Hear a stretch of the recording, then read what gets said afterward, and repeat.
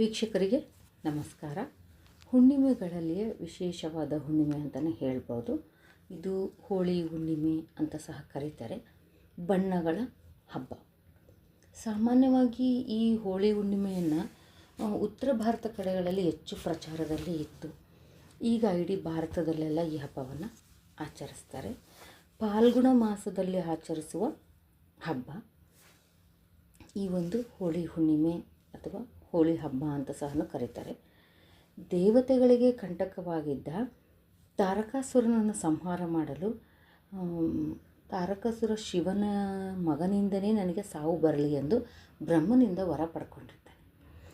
ಆಗ ಈ ಒಂದು ಯೋಗ ಸಮಾಧಿಯಲ್ಲಿದ್ದ ಶಿವನನ್ನು ಎಬ್ಬಿಸಲು ಮತ್ತು ಆ ಪಾರ್ವತಿ ದೇವಿಯ ಜೊತೆಗೆ ಸಮಾಗಮ ಹೊಂದಲು ರತಿ ಮನ್ಮಥರನ್ನು ಅಣಿ ಮಾಡಿ ಕಳಿಸ್ತಾರೆ ಈ ದೇವತೆಗಳೆಲ್ಲ ಸೇರಿ.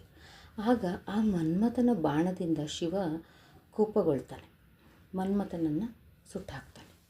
ಆಗ ಮನ್ಮಥನು ಸುಟ್ಟು ಬೂದಿಯಾಗೋಗ್ತಾನೆ. ಆಗ ರತಿಯು ಪಾರ್ವತಿಯಲ್ಲಿ ಪತಿ ಭಿಕ್ಷೆಯನ್ನು ಕೇಳ್ತಾಳೆ. ಇದರಲ್ಲಿ ನಮ್ಮ ತಪ್ಪೇನಿದೆ? ಎಲ್ಲ ದೇವತೆಗಳು ಹೇಳಿದ್ರಿಂದ ತಾನೇ ನಾವು ಈ ಒಂದು ಕೆಲಸಕ್ಕೆ ಕೈ ಹಾಕಿದ್ದು. ನನ್ನ ಈ ಥರ ಆಗಿದ್ದರಿಂದ ನಾನು ಹೇಗೆ ಇದನ್ನು ಮಾಡೋದು, ಇರೋದು ಹೇಗೆ ಅಂತ ಕೇಳ್ಕೊಳ್ತಾಳೆ. ಆಗ ಶಿವನ ಕೋಪ ಸಹ ಶಾಂತ ಆಗುತ್ತೆ. ಆಗ ಪಾರ್ವತಿ ದೇವಿ ನಾನೇನು ಮಾಡೋದಕ್ಕಾಗಲ್ಲ, ಇದು ಶಿವ ಕೊಟ್ಟಂಥ ಶಾಪ ಅಂತ. ಆಗ ಮತ್ತೆ ಪರಮೇಶ್ವರನನ್ನು ಪಾರ್ವತಿ ದೇವಿಯು ಹಾಗೆ ರತಿಯು ಬೇಡಿಕೊಂಡಾಗ ಆಗ ಪರಮೇಶ್ವರನು ಮನ್ಮಥನಿಗೆ ನೀನು ಅನಂಗನಾಗು ಎನ್ನುವ ವರವನ್ನು ಕೊಡ್ತಾನೆ. ಅಂದರೆ ಪತ್ನಿಯೊಡನೆ ಮಾತ್ರ ನೀನು ಶರೀರಿಯಾಗಿರುವಂತೆ ಕಾಮನಿಗೆ ವರವನ್ನು ಕೊಡ್ತಾನೆ. ಈ ಲೋಕ ಕಲ್ಯಾಣಕ್ಕಾಗಿ ಮನ್ಮಥನು ಅನಂಗನಾಗ್ತಾನೆ. ಈ ಘಟನೆ ನಡೆದಿದ್ದು ಸಹ ಫಾಲ್ಗುಣ ಮಾಸದ ಹುಣ್ಣಿಮೆ ಎಂದು. ಹಾಗಾಗಿ ಈ ಹುಣ್ಣಿಮೆಯನ್ನು ಕಾಮನ ಹುಣ್ಣಿಮೆ ಎಂದು ಸಹ ಆಚರಿಸಲಾಗುತ್ತೆ. ವೀಕ್ಷಕರೇ, ಈ ಕೆಲವೊಂದು ಹೋಳಿ ಹಬ್ಬದ ಒಂದು ಇದರಲ್ಲಿ ಕಾಮನ ಅದು ಒಂದು ಇದು ಥರ ಮಾಡಿಬಿಟ್ಟು ಇಟ್ಟಿರ್ತಾರೆ. ಇಟ್ಟು ಆಮೇಲೆ ಅದನ್ನು ಸುಡ್ತಾರೆ. ಸುಟ್ಟು ಆಮೇಲೆ ಹೋಳಿ ಬಣ್ಣಗಳ ಓಕಳಿಯಿಂದ ಹೋಳಿ ಹಬ್ಬವನ್ನು ಮಾಡ್ತಾರೆ. ಹೀಗೆ ಇನ್ನೊಂದು ಒಂದು ಪ್ರಸಂಗ ವಿಷ್ಣು ಭಕ್ತನಾದ ಪ್ರಹ್ಲಾದನನ್ನು ಬೆಂಕಿಯಲ್ಲಿ ಕೂರಿಸ್ಬಿಟ್ಟು ಸಾಯಿಸೋ ಒಂದು ಪ್ರಯತ್ನ ಹಿರಣ್ಯಕಶಿಪು ಮಾಡ್ತಾನೆ. ಅದು ಹೇಗೋ ಅದು ತನ್ನ ಒಂದು ತಂಗಿಯಾಗಿರ್ತಕ್ಕಂಥ ಹೋಲಿಕಾಳ ಮೊರೆ ಹೋಗ್ತಾನೆ. ಯಾರು? ಈ ಹಿರಣ್ಯಕಶಿಪು. ಅವಳಿಗೆ ಬೆಂಕಿ ಸುಡಿದಂಥ ಒಂದು ವಸ್ತ್ರವನ್ನು ಹೊಂದಿರ್ತಾಳೆ, ಅವಳಿಗೆ ಇರುತ್ತೆ. ಆಗ ಅಣ್ಣನ ಆಜ್ಞೆಯಂತೆ ಅವಳೇನು ಮಾಡ್ತಾಳೆ, ಪ್ರಹ್ಲಾದನನ್ನು ಬೆಂಕಿಯಲ್ಲಿ ತೊಡೆ ಮೇಲೆ ಕೂರಿಸ್ಕೊಂಡು ಬೆಂಕಿಯಲ್ಲಿ ಕೂತ್ಕೊಳ್ತಾಳೆ. ಅದೇ ಟೈಮಿಗೆ ಏನಾಗುತ್ತೆ, ಆ ವಸ್ತ್ರ ಹಾರಿ ಹೋಗಿ, ಯಾಕಂದರೆ ಪ್ರಹ್ಲಾದ ವಿಷ್ಣು ಭಕ್ತ, ಆ ಒಂದು ಹಾರಿ ಹೋಗಿ ಹೋಲಿಕಾ ಸುಟ್ಟು ದಹನ ಹಾಕ್ತಾಳೆ. ಹಾಗಾಗಿ ಇದನ್ನು ಹೋಲಿಕಾ ದಹನ ಎಂದು ಸಹ ಆಚರಿಸ್ತಾರೆ, ಆಮೇಲೆ ಕರೀತಾರೆ.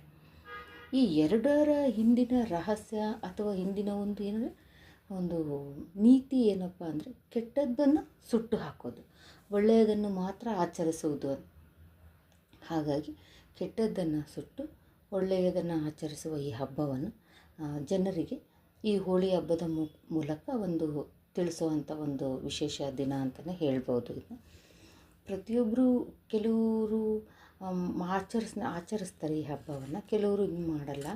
ಇನ್ನೊಂದೇನಪ್ಪ, ಈ ಹಬ್ಬಗಳಲ್ಲಿ ಕೆಲವು ಗಲಾಟೆಗಳೂ ಜಾಸ್ತಿ ಆಗ್ತವೆ. ಒಂದೊಂದು ಕಡೆ ತುಂಬ ಸಂಭ್ರಮದಿಂದ ನಾರ್ತ್ ಸೈಡೆಲ್ಲ, ಆಮೇಲೆ ಅದಕ್ಕೆ ಬೇಕಾದಂಥ ಅಷ್ಟು ತಿಂಡಿಗಳು ಅವೆಲ್ಲ ಮಾಡ್ತಾರೆ. ನಾರ್ತ್ ಸೈಡ್ ವಿಶೇಷವಾಗಿ ಆಚರಿಸ್ತಾರೆ ಈ ಹಬ್ಬನ. ಮತ್ತು ಯಾವುದೇ ರೀತಿ ಮಕ್ಕಳಿಗೆ ಈ ಕೆಮಿಕಲ್ಸ್ ಇರ್ತಕ್ಕಂಥದ್ದು ಬಣ್ಣಗಳನ್ನು ಕೊಡಿಸ್ಬೇಡಿ, ಅದರಿಂದ ಈ ಬಿಸಿಲಿಗೆ ಅಲರ್ಜಿ ಆ ಥರ ಎಲ್ಲ ಆಗುತ್ತೆ. ಆದಷ್ಟು ಸೂಕ್ಷ್ಮವಾಗಿರ್ತಕ್ಕಂಥ ಬಣ್ಣಗಳಿಂದ ಈ ಹಬ್ಬವನ್ನು ಎಲ್ಲರೂ ಆಚರಿಸಿ ಸಂಭ್ರಮದಿಂದ ಬಣ್ಣಗಳ ಜೊತೆಗೆ ಬಣ್ಣಗಳ ಥರನೇ ನಿಮ್ಮ ಭಾವನೆಗಳು ಇದ್ದು ಎಲ್ಲರೂ ಈ ಹಬ್ಬವನ್ನು ಆಚರಿಸೋಣ ಅಂತ ಹೇಳ್ತೇನೆ. ವೀಕ್ಷಕರೇ, ಎಲ್ರಿಗೂ ಹೋಳಿ ಹಬ್ಬದ ಶುಭಾಶಯಗಳು.